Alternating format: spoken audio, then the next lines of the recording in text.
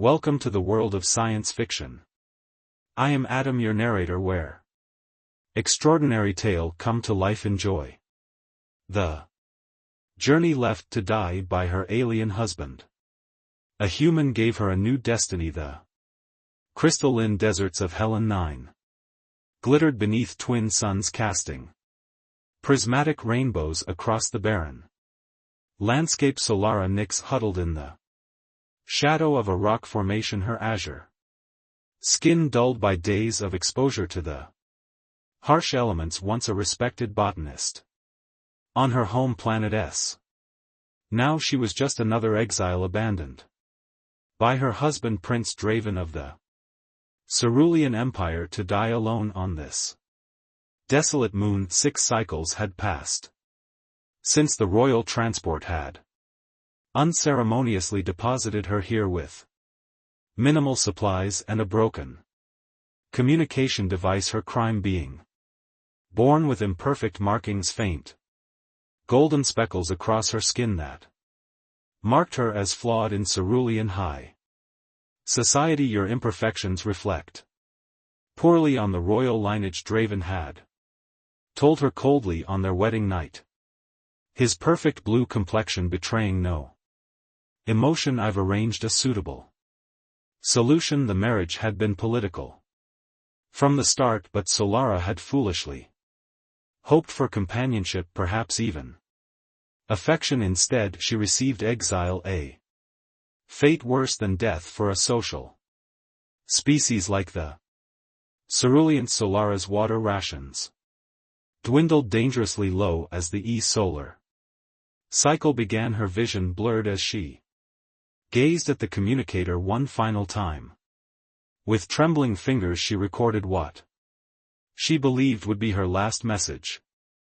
To whoever finds this recording, I am Solara Nyx of Syria. I was left here to die by Prince Draven Vox, my husband of 6 days. I bear no ill will toward my people, only toward a system that values perceived perfection over kindness. She paused, swallowing hard. If you are listening, please tell the botanical gardens of southern CIA that my research on cross-pollination is stored in my personal archives. It could save our failing ecosystems. A metallic crash echoed across the desert, startling Solara from her recording. She squinted against the harsh sunlight to see a vessel unlike any cerulean craft descending through the atmosphere. Its hull gleamed with a strange iridescence, the design both elegant and functional. Impossible, she whispered, her voice raspy from dehydration. No one knew of her location except Draven and his loyal guards. The craft landed with surprising gentleness for its size. After a moment a hatch opened, releasing a cloud of steam. A figure emerged, bipedal but clearly not cerulean. It wore a fitted environmental suit with marking. Solara didn't recognize the being, approached cautiously, raising its hands in what Solara recognized as a universal gesture of peace. When it reached a respectful distance it removed its helmet. Solara gasped. The creature had tan skin with a fascinating variety of tones, dark hair that seemed to absorb the sunlight rather than reflect it, and eyes the color of fertile soil. A human, she had seen them in educational broadcasts, but never in person. Hello, the human said, voice soft and deep. I'm Torin Blackwood, pilot of the independent vessel Horizon Seeker. My sense detected your life signs and communication attempt. Are you in need of assistance? Solara tried to stand but collapsed from weakness in an instant. The human was beside her, supporting her with surprising gentleness. You're severely dehydrated, he said, producing a container of water. Small sips only. As Solara drank, Torin scanned the area with a handheld device. This moon isn't hospitable to long-term Habitation. What brought you here between? Careful sips of water. Solara explained. Her situation. Torin's expression darkened as he listened. That's not exile, he said firmly. That's attempted murder. It's our way.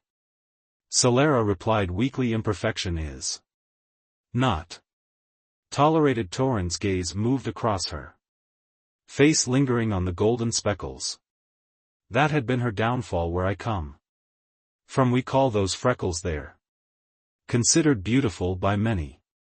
Something in his tone made Solara's heart quicken. The genuine warmth in his eyes was unlike anything she'd experienced among her own people. Can you walk? My ship has medical facilities, Torin said, offering his arm. You would help me? A stranger? Solara asked. Bewildered. Torin smiled, revealing straight white teeth. Humans have a saying, strangers are just friends we haven't met yet. Aboard the Horizon Seeker, Solar marveled at the diverse crew. Humans working alongside beings from at least 3 other species, all interacting with casual Camerat. The ship's medical officer, a human female named Juno, treated Solara's dehydration and exposure with professional efficiency and personal kindness. Your biological systems are fascinating, Juno remarked. Ceruleans rarely venture beyond their system. You're the first I've treated. I didn't venture by choice, Solara replied softly. Torin told me what happened, Juno said. Rest now, you're safe here. Over the following days, as the Horizon Seeker traveled through the stars, Solara regained her strength. Torin visited often, bringing books about human cultures and earth botanicals that captivated her professional interest. One evening, as they shared a meal in the ship's observation deck beneath a blanket of stars, Torin asked, what will you do now? Now we can take you to any neutral port. Solara contemplated the vastness beyond the viewport. I can never return to Syria. Draven would see it as a challenge to his authority. Then don't go back, Torin said. Simply, the universe is vast. You could start anew. Their hands rested side by side on the table, not quite touching.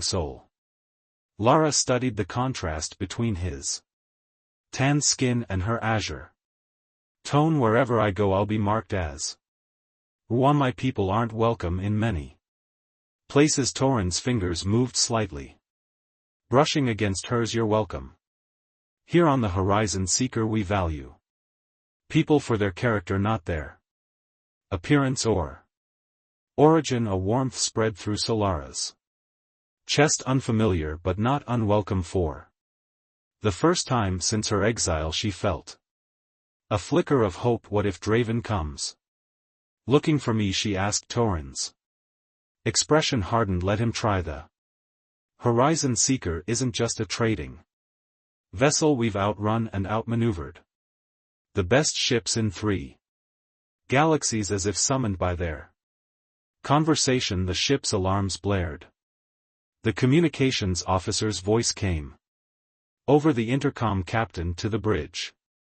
Cerulean diplomatic vessel approaching, demanding we surrender. A fugitive. Torin and Solara exchanged glances. He took her hand firmly in his. You're not a fugitive, you're our guest. And no one takes our guests against their will. As they raced toward the bridge, Solara realized something profound. In just days among these humans, she'd felt more valued than in her entire life on CIA. And watching Torin's determined profile as he prepared to defend her, she recognized another unfamiliar feeling blossoming in her heart, one that both terrified and exhilarated her. The bridge of the Horizon Seeker hummed with tense energy as the cerulean diplomatic vessel loomed on the view screen. Its sleek aquamarine hull gleamed menacingly, nearly twice the Size of Tauran ship Solara trembled at the sight of the royal insignia emblazoned across its bow. Unidentified vessel came a cold familiar voice over the communications channel. This is Prince Draven Vox of the Cerulean Empire. You have illegally retrieved my property. From Helen 9 returned Solara Nix. Immediately or face the consequences. The bridge crew turned to Solara, whose azure skin had paled to a ghostly blue. Tauran stepped forward, positioning himself protectively beside her prince. Draven, he replied, his voice steady but laced with underlying steel. This is Captain Tauran Blackwood of the independent vessel Horizon Seeker. We rescued a person in distress, not property, under intergalactic Humanitarian Code Section 47B. Any abandoned individual in life-threatening ing circumstances becomes a ward of their rescuers. A tense silence followed before Draven's image appeared on screen. His perfect features were arranged in an expression of practiced diplomacy, but his eyes, cold as distant stars, betrayed his fury. Captain Blackwood, he said smoothly, you misunderstand Cerulean customs. Solara is my wife and her relocation was a private matter between spouses. Relocation. Tauran's voice hardened. She was dying when we found her. Draven's perfect face remained impassive.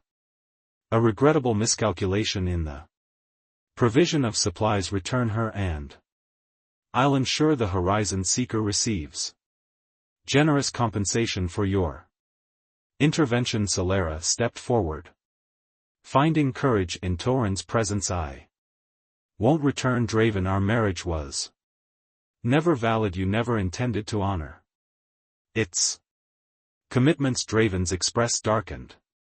You forget your place, Solara. Your imperfections make you unsuitable for royal company, but you still serve a purpose. Your family's botanical research is quite valuable to the Empire. The research is mine, Solara replied, her voice growing stronger, and I am not your property. A dangerous smile spread across Draven's face. I see these humans have filled your head with their primitive notions of individual rights. Unfortunately, Suru Julan law doesn't recognize such concepts for marked ones like yourself. Tauran's navigation officer interrupted with an urgent whisper. Captain, they powering weapon systems and transmission, Tauran ordered.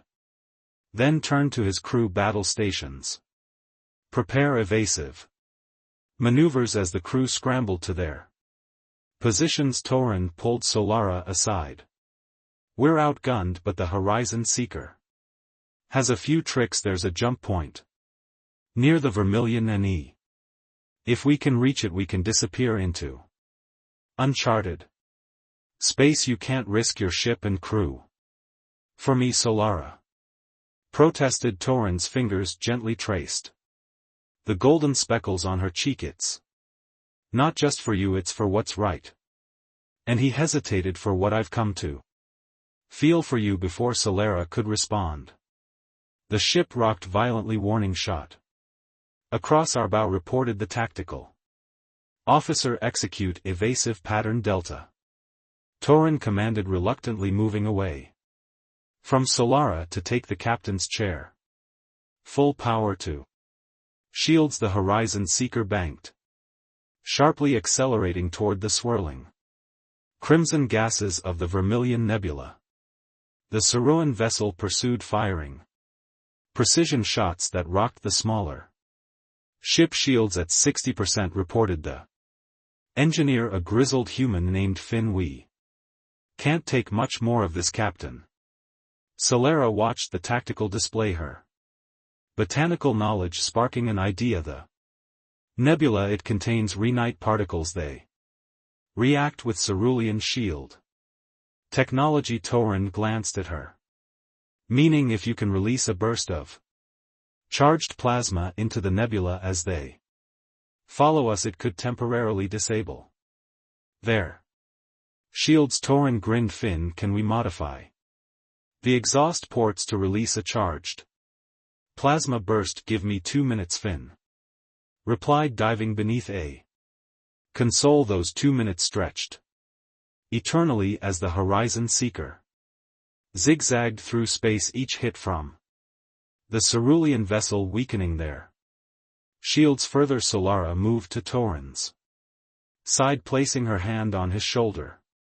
I'm sorry I brought this upon you, she whispered. He covered her hand with his own. I'm not. Modification complete, Finn announced. Take us into the nebula. Full impulse, Torin ordered. On my mark, release the plasma burst. The Horizon Seeker plunged into the crimson clouds, the cerulean vessel close behind. When the distance between them narrowed to mere kilometers, Torin gave the command. Now a brilliant blue flare erupted from the Horizon Seeker's rear, colliding with the nebula's particles.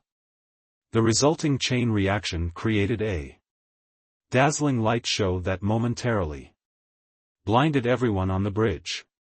When the view screen cleared, the cerulean vessel drifted powerless, its systems temporarily overloaded. Jump point coordinates locked, announced the navigator. Ready when you are, Captain. Torin glanced at Solara, a question in his eyes. I have nothing to return to, she said softly. My future lies ahead, not behind. With a nod, Torin gave the order. The Horizon Seeker disappeared into the jump point, leaving the cerulean vessel and Solara's past behind. 3 months later, Solara stood in the hydroponics bay of the Horizon Seeker, carefully tending to the experimental crops she had developed. Using her botanical expertise, she had created hybrid plants that thrived in the ship's artificial environment, providing fresh food and oxygen renewal far beyond standard systems. The door slid open and Torin entered, carrying 2 glasses of iridescent liquid nightfall nectar, he explained, offering her one from the gardens of Proxima Centaur. I thought we could celebrate. What? Solara asked, accepting the glass. 3 months since you joined our crew officially, he said, his eyes warm as they took in her transformed appearance. Solara had embraced her new identity among the diverse crew. Her azure skin now proudly displayed her golden markings, enhanced rather than hidden. She wore her silvery hair loose instead of in the severe style demanded by cerulean nobility. Most importantly, she carried herself with confidence, no longer shrinking from others' gazes. The best 3 months of my life, she replied honestly. Torin moved closer, setting his glass aside. The hydroponics bay has been transformed under your care, just as you've transformed. Solara smiled. I was a seed planted in barren ground on CIA. Here I found fertile soil to grow, and you've helped us all grow too. Torin said, your botanical innovations have been shared with 3 struggling colonies. You're saving lives. Solara, she looked down modestly. It's what I was always meant to do, help things flourish on Syria. My research was controlled, limited to serving the Empire.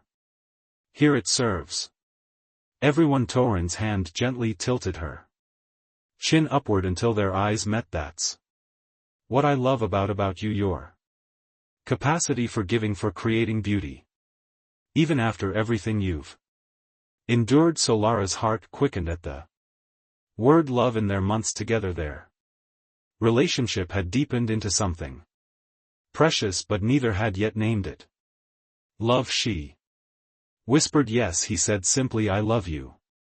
Solara, your strength, your kindness, your brilliant mind, and yes, those beautiful golden specks that make your face light up like the night sky. Tears gathered in Solara's eyes, not of sadness but of profound joy. On Syria, I was taught that love was a political arrangement, a contract between suitable matches. What I feel for you, there are no cerulean words for it, then use human words. Torin suggested, his fingers tracing the markings on her cheek. I love you, she said, the foreign phrase feeling perfectly right on her tongue, with everything I am and everything I'm becoming. As their lips met beneath the gentle light filtering through the hydroponic space, Solara knew she had found not just safety or acceptance but something far rarer, a love that saw her completely and cherished each aspect of her being, imperfections and all. The Horizon Seeker continued its journey through the stars, carrying them toward a future neither could have imagined alone. A future where differences were not flaws but gifts, and where love transcended the boundaries of worlds and species. In Prince Draven's attempt to condemn her to death, he had inadvertently given Solara the greatest gift of all, the freedom to find her true destiny among the stars, in the arms of someone who saw her golden markings not as imperfections, but as the constellation of her unique